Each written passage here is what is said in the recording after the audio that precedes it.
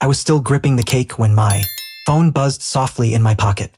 Not enough to draw attention, just enough that I felt it. The candles had already started to sag, wax sliding like slow tears down the white frosting. Everyone was focused on her, waiting for the wish.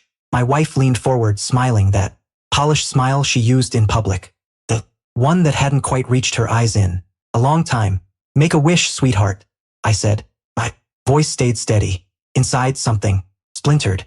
She didn't pause, didn't even glance at me. "Never to touch you again." She blew out the candles.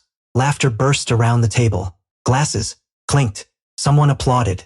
She waved it away like a comic brushing past a punch line. "Don't be petty," she said lightly. "It's just a joke." I smiled.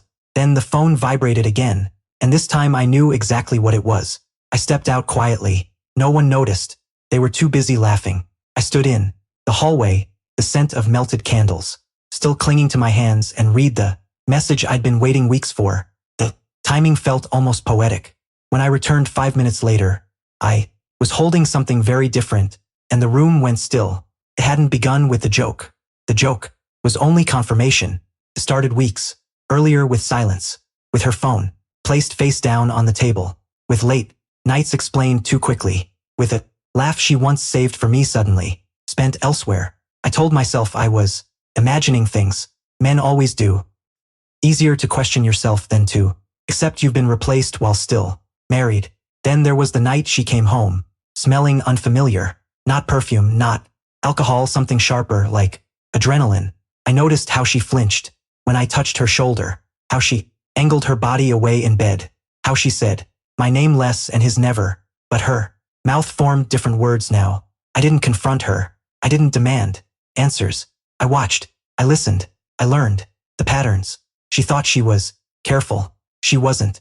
No one ever is when they believe love or lust makes them invisible. A burner email left open once.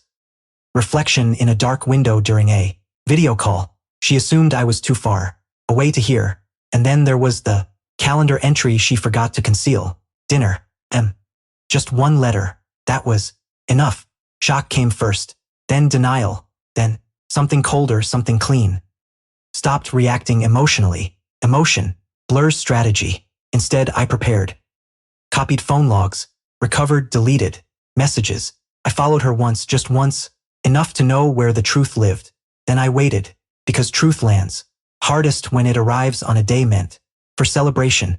I acted normal, better than normal, attentive, calm, present. Inside, my thoughts were barbed wire. Every smile from her felt rehearsed. Every touch felt borrowed. I replayed conversations, spotting where meaning shifted, where sincerity leaked out. At night, while she slept, I stared at the ceiling and counted her breaths, mine, wondering when we stopped sharing the same air. The evidence stacked neatly, photos saved to a drive, messages archived, dates aligned, lies mapped. I didn't rush. Rushed revenge is messy. Truth delivered. Cold is precise. Her birthday approached, and I knew that was the day. People lower their guard when they feel adored. I ordered the cake myself.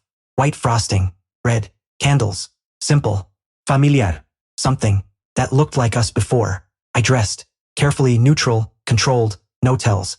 I even practiced my smile. By the time the candles were lit, I was ready. The report had arrived that morning. Not just messages, not just photos. Proof, irrefutable, time-stamped, signed. Folded it carefully and slipped it into a plain envelope. No drama, no labels. Sat in my jacket pocket while she laughed. With friends, while she made her joke. While everyone laughed at my expense. Just a joke, she said. Yes, just a joke. I came back holding the envelope. Didn't raise my voice. I didn't slam it down. I placed it gently on the table. For you, I said. Her smile flickered. What's that? Open it. Confusion. Then irritation. Then something darker underneath. Fear, maybe. She opened it. Silence dropped. Fast. Her eyes moved. Lines scanned. Color drained from her face. She looked up at me, mouth opening, closing. No sound came out.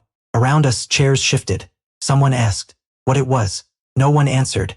I leaned in slightly. Don't be petty, I said softly. It's just the truth. She unraveled. Tears, denials, whispered excuses that no longer mattered. Remain still. Control is louder than rage. I didn't explain. I didn't justify myself.